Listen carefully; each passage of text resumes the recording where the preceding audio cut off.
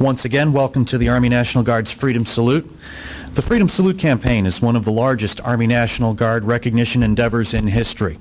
It is designed to publicly acknowledge our Army National Guard soldiers as well as those who've supported them during the ongoing military operations, Noble Eagle, Enduring Freedom, Iraqi Freedom, and New Dawn. At this time, I'd like to ask Colonel Preiss to please come forth.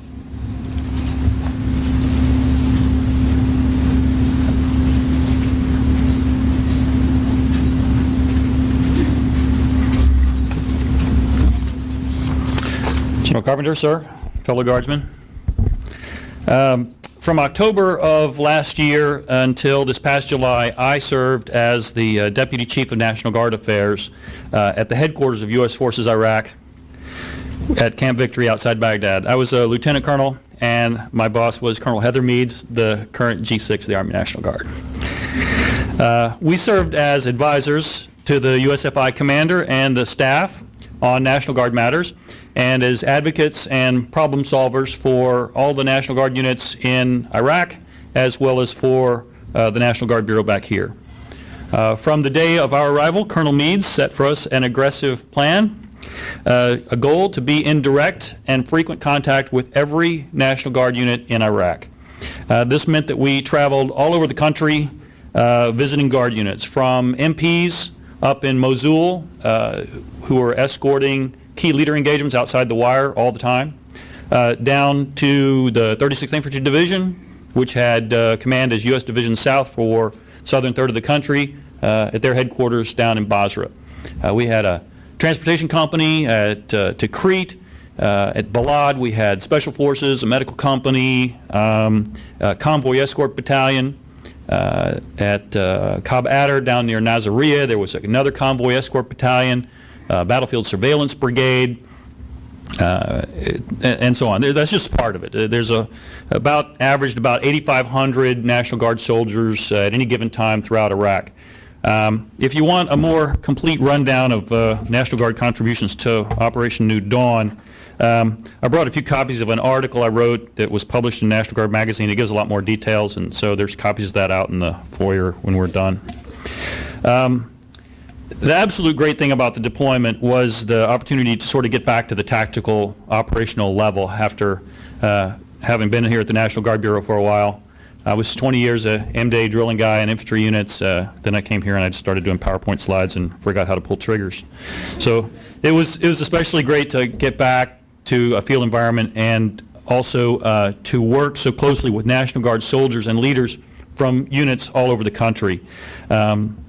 And to see sort of firsthand these units and these soldiers executing their missions with great attitude, a remarkable level of National Guard ingenuity and creativity, great esprit de corps, and positive attitudes despite some unpleasant conditions and sometimes dangerous, deadly situations.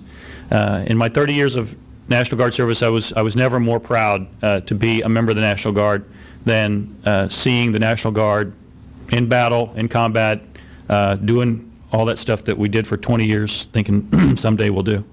So that experience was the best part. The worst part about the deployment was having brother National Guard soldiers killed and wounded. My remarks are going to be a little graphic, so I hope you'll forgive me for that. But on January 2nd, 2 National Guardsmen with whom I was personally acquainted were killed. Sergeant Jose Centron and Specialist Jose Delgado were sappers, combat engineers, with the 1013th Engineer Company of the Puerto Rico Army National Guard. I got to know them when I was sent by Colonel Meads to spend Thanksgiving with the unit at their base in Taji. Now, I went there because this was our most tactically at-risk unit. They were in the route clearance business, and if you don't know what route clearance is, I'll tell you a little bit about that. It means combat engineer unit with MRAPs driving along the side of the road about 5 miles an hour, often at night, easy target, actively hunting for the terrorists' implanted improvised explosive devices, or IEDs. As their chaplain would later say, you hunt what others fear. So I met these 2 soldiers at Thanksgiving, and by the day after New Year's, they were dead. Delgado was a police officer in civilian life, but he was also the unit artist. He drew these cartoon sharks that were the unit mascot, and they had these things as their signs and artwork all over the company area. This was a high morale unit, and these were high morale soldiers. And the unit had been through several attacks in the course of doing this business, as you might imagine, but they had had no deaths until January the 2nd. That night, the enemy got lucky. Projectiles from an IED came in over the top of the protective armor on the side of the MRAP and penetrated the door jamb at about shoulder level, killing Centrone and Delgado instantly. The unit mounted a solid tactical response, and the gunner, who was uninjured, drove the damaged vehicle back to the base at Taji with his dead squad leader still in the passenger seat. The next morning, Colonel Meads and I flew immediately to Taji on an off-the-books helicopter mission flown as a favor to us by Alaska Army National Guard aviators. So we arrived at Taji pretty quick the next morning. The anguish within the 1013th Engineer Company that morning was truly horrible. Not sure where it was worse, with the soldiers who had been the dead men's close friends or with the unit leaders. But it was all bad. We saw the vehicle. The damage was shockingly light, a few holes. But the vehicle had been awash in blood. Human tissue, a complete mess.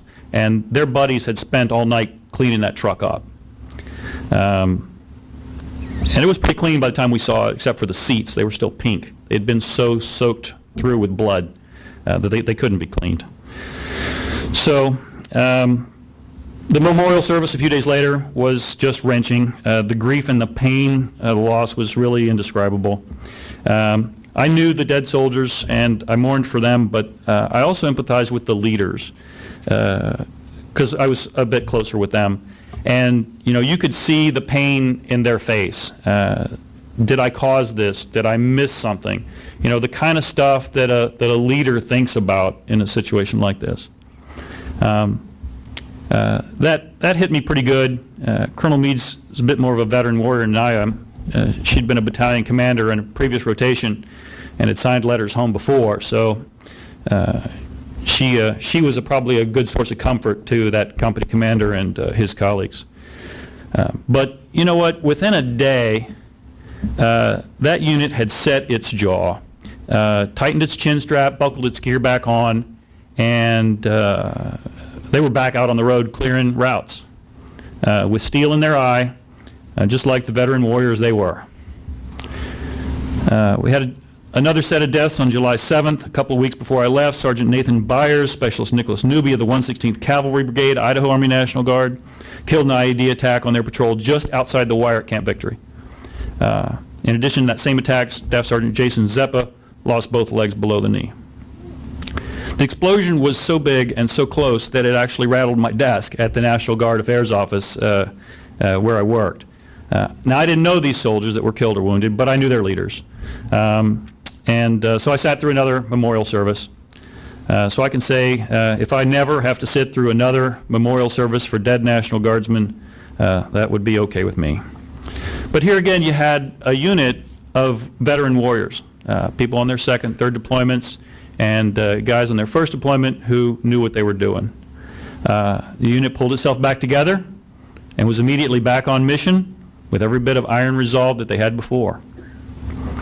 So I relate these stories not to be shocking or melodramatic, but to illustrate a point, really the same point that Sergeant Taylor made earlier about the nature of our Army National Guard today. The Army Guard G5 tells me that more than 50% of the soldiers in the Army National Guard today are combat veterans. So if we think for a minute what that fact means in terms of capability for the nation, I think it's important for us as National Guard Bureau staff to sort of step back and see fully the value of this thing that we have helped build. for America that's called Operational Reserve inside our Army National Guard. It's a thing of great power and security for this country. It's filled with combat-hardened warriors who are also woven into the fabric of our American communities. This has got to be preserved. Now, we're facing a coming era of declining military funding. I think we here at the National Guard Bureau sort of have a duty to preserve for our country this capability that we have helped build at a great investment in taxpayer money, disrupted families, and certainly in the blood of our fallen comrades. So here at the National Guard Bureau, you know, our weapons are PowerPoint slides and information papers and Excel spreadsheets, but that's okay because those are the weapons we use to keep the National Guard strong and to provide our combat veteran soldiers back at those hometown armories with the resources they need to keep that readiness edge sharp. But there's more to it than the practical wisdom of preserving the Guard as a national defense capability. There's also a philosophical aspect that I think we need to talk about and talk about more. And it goes like this. Western democracies continue to face a threat. This threat comes not so much from an enemy superpower, but from a terrorist network of religious fanatics that hate us and want us dead because of our tolerance for and love of individual freedom and liberty. So we're threatened not by an enemy nation, but by an enemy philosophy at a very basic level. But we stand up and face down that threat with a philosophy of our own. As members of the National Guard, we tend to believe in what we do. We believe in the militia concept as a philosophy. We believe that the National Guard is the right and good way to defend the democracy, a democracy in the 21st century. That it's right and good that a common citizen has a mechanism, a way, to step away from his civilian life, put on uniform, take up arms in defense of his nation, and go into harm's way. And then return home and get ready to do it again. We believe these things, that these are good things. And I can say I surely believe them a lot more with the experience of my deployment. So my message is this, that we here at the National Guard Bureau, we're doing the right thing, philosophically and practically, when we work every day to keep our battle-tested National Guard as strong as possible. So I'm grateful for the opportunity to talk a little bit about my deployment, and I thank you for listening.